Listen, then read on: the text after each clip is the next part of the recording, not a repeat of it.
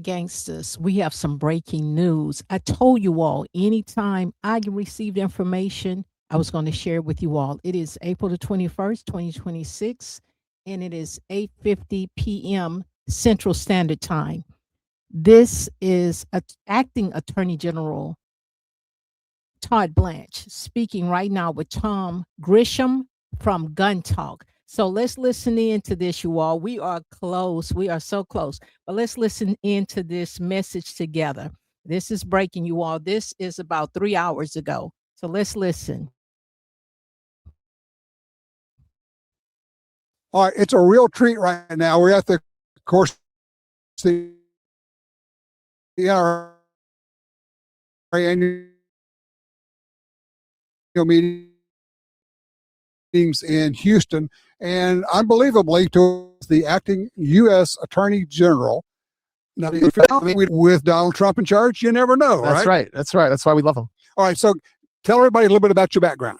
So I'm from Colorado originally. I lived in New York for a long time.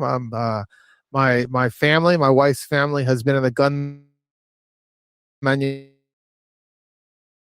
business for 40 years. They manufacture checkmate industries. So my father-in-law started it in this fight, struggle, everything that we've been going through as a nation for 40 years. So you're part of the gun. Yeah. Yes. So how? I love how he's such a down to earth guy. He's really just simply a people's person. So, but let's continue. You put those together. I know people are saying, "Hey, well, why can't you fix everything by the end of work today?" So look, it takes a while. It's a great question. So the important thing for everybody to realize is that the way this country works is regulations are put in place, and it takes time to unwind them. And that's a bad fact, but it's true. And so what we're doing, and what President Trump did on January 20th, he issued an executive order, and it said very simply, we are going to restore Second Amendment rights. Okay. So easy, let's do it. And here we are. But let me tell you what we have done at the Department of Justice. We hired a law professor who clerked for Justice Clarence Thomas, one of the best Second Amendment justices we've ever had. He is really the only Second Amendment law professor I think out there. He's a genius. We hired him and we said, okay, we want you to go and rework every single regulation consistent with this president's directive. And that takes a lot of time. But I will tell you, and I'm going to say it tonight when I get a chance to speak to a lot of other members, that we are days away from releasing that. They have been approved by. Did you all hear what he just said? We are days away. If you all have not got your paperwork, if you all have not been preparing, what I've been telling you all over a year at this point, you're already behind. But you heard it from the acting attorney general's mouth, Todd Blanche. Okay, let's continue, because I know a lot of you all have been asking. Well, here we are, you all. Here we are. The president on down, and we're days away from releasing what? What are you releasing? All the new changes to the regulations. So, so for example, FFLs will scream and kick correctly that the regulations that are in place that make it impossible to do their jobs, everything from there's certain signature requirements, right? You cannot sell a firearm unless you're in person with the person. Why is that? We have all kinds of ways to do things. You can get something notarized over the computer electronically, these days. yes. Electronically. You can file your taxes electronically. How come I cannot sell a gun to you without violating some regulation that should not exist? So that's one example. Some of the other examples that are more meaningful that we'll keep for the next week. But I think that any gun owner, anybody who's in the industry, whether you're a manufacturer, whether you're a reseller, they're going to realize that this administration is going to do more to restore rights to where they belong than any administration in history. I don't have to tell you, a lot of people in the gun family, in the gun culture, have been frustrated. They thought, why can't we move faster? At the same time, I've been in DC, worked in DC, things move so slowly. In a certain way, you're actually moving at speed right now. To Reagan administration is the gun industry takes 2 steps forward, and then a Democrat comes in and takes us 8 steps back, and then we come in and we go 2 steps forward, and then the next administration comes in. So we're not going to do that. We're not going to take 2 steps forward. We're going to go forward a mile, and that means doing it right. So that means making sure that we're going to get sued. We're going to get sued the day after we release these regs, You're ready and we don't care. That's what we expect.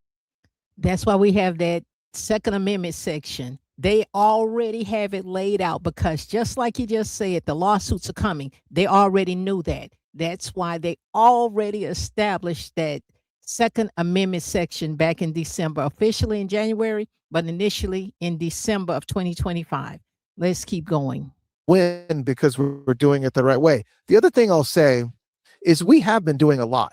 So whether it's joining lawsuits when states are trying to mess with your Second Amendment rights, you had administrations, even Republican administrations, that just stood on the sidelines. Yes. We are not standing on the sidelines. Harmeet Dillon of our civil rights group, she is filing lawsuits left and right to defend the Second Amendment. Awesome. She's awesome.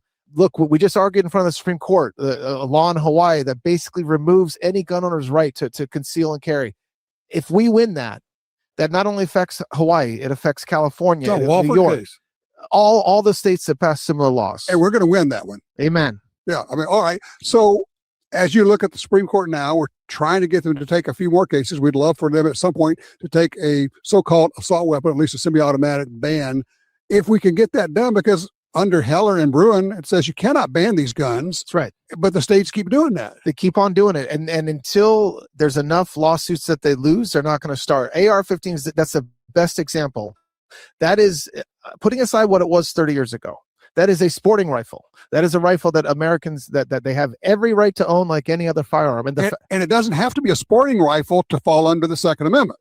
That doesn't matter, but there's other regs that restrict it because it's not labeled as a sporting rifle. So we gotta fix those regs as well. And so it's something that is going to be a sea change, I think, as far as DOJ is concerned in Second Amendment protections. To what extent have you gotten reluctance, resistance within DOJ to advancing the Second Amendment? None. And I'm going to say what I mean by that. You have a president who champions the Second Amendment. His sons are better shots than any of us. Yeah, they're serious gun people. Yeah. I love this for us. Thank you, President Donald Trump. I'd love this for us. At the White House counsel, Dave Warrington, who is the biggest Second Amendment proponent you've ever seen. Okay, you have me, you have Harmeet Dillon, you have Rob Sakata, our new hopefully soon to be confirmed director. He owns more guns than probably most people in this convention center. And that's saying a lot, but I'll stand by it. And then like I said, you have a general counsel of ATF who's a Clarence Thomas clerk who is devoted to Second Amendment. So this has never happened before. And we are running on all cylinders. It took a while because we're a year in, but it takes a while to get started, and we're working.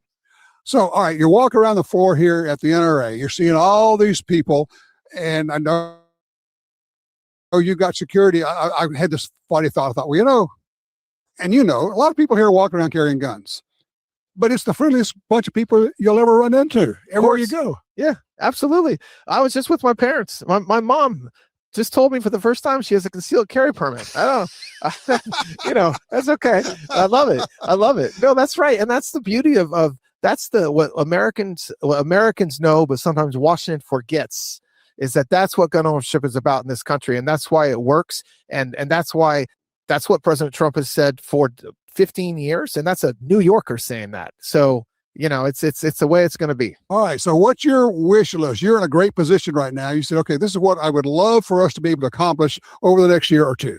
I want change that lasts beyond this administration. I don't want we're working with ATF every day. Me too. I want change to be beyond the administration. So once you get your federal gun rights restored, no other administration can take it away or change the law. So let's keep going, guys. They are no longer going after FFLs. There's no longer a zero tolerance policy where if you do not cross the T or dot an I, we're going to shut you down. However, that only helps for a couple of years. So what my goal is to work to put regulations and change the Department of Justice's approach so that no matter what happens in 3 years, it's going to stay longer than when we're there. So it's not just changing policy, because policy can be changed. You're actually going to change the regulations themselves. Regulations, resources. So instead of hiring a bunch of civil guys to go look at FFLs, we should be hiring special agents to go arrest robbers, right? That's what we should be spending our money on. So that's what we're doing. There you go. Todd Blanche, thank you so much. Not just for doing the interview. Thank you for what you're doing. Thank you. For you, it's great doing it. Anytime. Appreciate this very much. All right, we'll return you to the NRA annual meetings. All right, ladies and gentlemen, there you have it. We are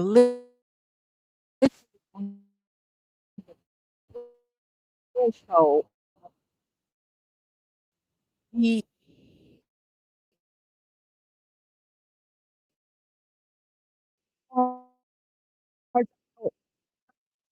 Morning, because we are. Let's share this screen real quick. Let's see. Here we are. Okay, it's the eligibility tool, you all.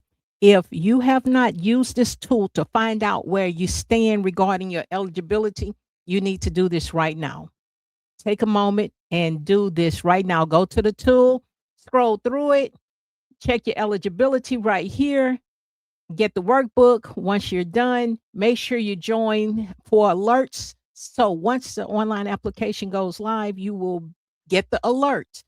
Okay. But right now you can find out where you stand. And I hope you all have already been getting your paperwork, your letters, your criminal histories, your fingerprints. I hope you all have been getting this done.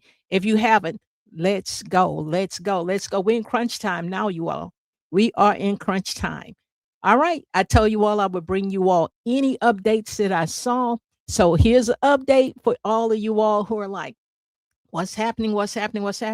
You all heard it directly from the acting attorney general's mouth.